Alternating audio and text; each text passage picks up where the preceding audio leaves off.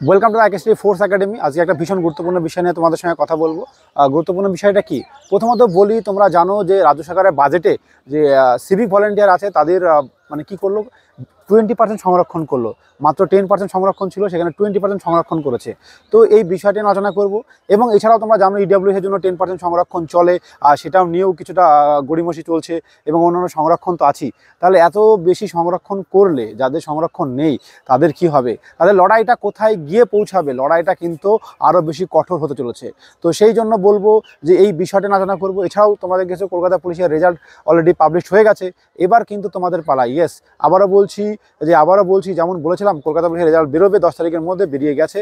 তো এবার কিন্তু সবথেকে বড় কথা হচ্ছে পশ্চিমবঙ্গ পুলিশের কনস্টেবলের 12,000 ভ্যাকান্সি। এই 12,000 ভ্যাকান্সি তোমাদের আসতে চলেছে। এবার এখানে কি এই যে সংরক্ষণ প্রথা ইনক্রিজ করার ফলে ভ্যাকান্সি কি বাড়বে? আমার হিসেবে ভ্যাকান্সি অবশ্যই বাড়ানো দরকার।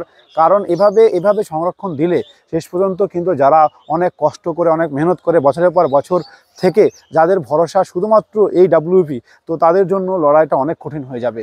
আমি বলবো যে, অনুরোধ করব যে এইভাবে সংরক্ষণ দেওয়া উচিত না। অবশ্য যাদের জন্য সংরক্ষণ দিচ্ছে তাদের বিষয়টাও একটু ভাববার বিষয়, কারণ অনেকের বয়সটা পেরিয়ে গেছে। সিভিকে যারা অনেক আগে নিয়োগ হয়েছে, তাদের সিভিকের দেখা যাচ্ছে যে আমার যতগুলো জানা আছে সবারই বয়স প্রায় অনেকটা পেরিয়ে গেছে। তো তারা কি সেই সংরক্ষণ প্রথার মানে উপযুক্ত লাভ পাচ্ছে কিনা, সেটাও কিন্তু সরকারকে একবার ভাববার বিষয় দরকার ছিল।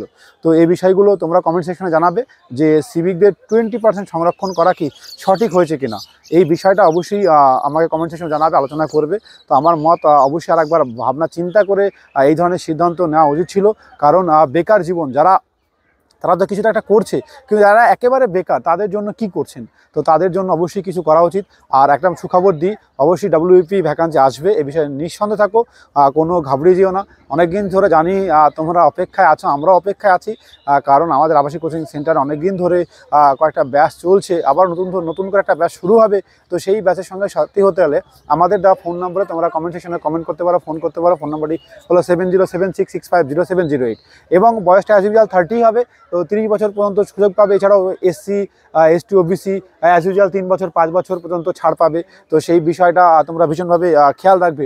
হ্যাঁ, আর বলবো তোমরা ইডব্লিউএস এখনও যদি ইডব্লিউএস বানিয়ে না নাও, তাহলে সেই সার্টিফিকেটটা বানিয়ে ফেলো। কারণ সেই সার্টিফিকেটটা ভীষণ দামি হতে চলেছে, এবং যদি অনেকগুলো পদ থাকবে তাহলে সেখানে সুযোগ পাবে তোমরা। তাই বলবো যে যত তাড়াতাড়ি পারবে ইডব্লিউএস বানিয়ে নাও।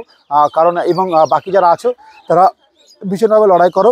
এবারের লড়াইটা অন্য লড়াইয়ের তুলনায় অনেক বেশি কঠোর হবে, অনেক বেশি পরিসংখ্যাক হবে, অনেক বেশি ছাত্র হবে, অনেক বেশি অভিজ্ঞতার এক্সপিরিয়েন্স ক্যান্ডিডেট কিন্তু এবার বসতে চলেছে। তো সেই হিসাবে তোমরা কিন্তু প্রথম থেকে শুরু করতে হবে একদম একেবারে অঙ্কের ক্ষেত্রে সুবির দাস, বা অঙ্কের জিআর ক্ষেত্রে সুবির দাস, অন্যান্য ক্ষেত্রে তুমি জিকের ক্ষেত্রে ভালো লেখকের বই ফলো করতে হবে। শুধু একটা লেখকের বই ফলো করলে হবে না, জিকের ডিপার্টমেন্টে ওয়াইজ ফলো করতে হবে। সংবিধান একটা, হিস্ট্রি একটা, জিওগ্রাফি একটা, ঠিক আছে, সায়েন্স, সাম্প্রতিক সায়েন্স একটা, এবং সাম্প্রতিক নলেজ একটা। এই সমস্ত বিষয়গুলো নিয়ে বিভিন্নভাবে খাটা শুরু করতে হবে এবং গভীরভাবে পড়তে হবে। লেভেলটা একটু বাড়াতে হবে, WBCS এর লেভেলের দিকে যেতে হবে। তো সেই বিষয়টা কিন্তু ভীষণভাবে খেয়াল রাখতে হবে। তোমাকে টার্গেট রাখতে হবে এসআই প্রিপারেশন, তাহলে কনস্টেবল পাবে। সেই ধরনের মেন্টালিটি যদি থাকে তাহলে অবশ্যই বলবো চলে এসো আমাদের আবাসিক কোচিং সেন্টারে, যেটি নদিয়ার করিমপুর অবস্থিত। এখানে কি ফেসিলিটি আছে, তুমি অনেক ধরনের ফেসিলিটি নিতে পারো।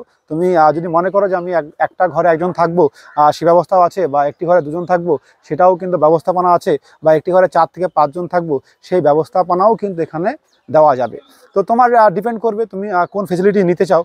এবার তুমি যদি তাড়াতাড়ি নিতে চাও যে একটি ঘরে 2 জন, এবং সেখানে একটি খাট বা চৌকি পাবে, এবং তাড়াতাড়ি আসো, কারণ এই ঘরে সিট সংখ্যা ভীষণ সীমিত, তাহলে তারা 2 জন বন্ধু আসতে চাও, তারা কিন্তু চলে এসো। এবার কেমন কি লাগবে দেখো, মাত্র 1000 টাকা ভর্তির সময় লাগবে, এবং 1300 টাকা প্রতি মাসে লাগবে। আরও ডিটেলস খবরাখবর জানতে পারেন, চাকরির পরে 60,000 টাকা। পশ্চিমবঙ্গের খুব কম কোচিং সেন্টার আছে যেখানে এত অল্প টাকা এত বেশি ফেসিলিটিস দেওয়া হয়, ঠিক আছে। তো সেই সুবর্ণ সুযোগ এরকম নয় কিছু টাকা নিলাম পরে ফ্রি করে পরবর্তীকালে বিভিন্নভাবে টাকা লুটে নিলাম, সেই রকম কোনো গল্প নেই। নো এক্সট্রা কস্ট কোনোভাবে লাগবে না, বা কোনো চাকরি পাওয়ার পরে 3 লক্ষ 4 লক্ষ টাকা লাগবে না। তো সেই দিকে তুমি খেয়াল রাখো ভীষণভাবে। পশ্চিমবঙ্গ পুলিশের জন্য একেবারে প্রথম থেকে তৈরি করব, তাই দেরি না করে আজকে চলে এসো। এবং তোমরা জানো যে পশ্চিমবঙ্গ পুলিশের পাশাপাশি আমরা কিন্তু আর্মি স্পেশাল, তাই আর্মি যারা বাচ্চারা আছে বা ভাইরা আছে তাদেরকে পাঠিয়ে দাও। হ্যাঁ, আজকের ভিডিও এই পর্যন্তই। জাস্ট একটা পার্কে এসে ভিডিও তোমাদের ইনফরমেশন দেওয়ার কথা ছিল, তাই দিলাম। তোমরা খুব ভালো থেকো, খুশি থেকো। জয় হিন্দ দোস্ত।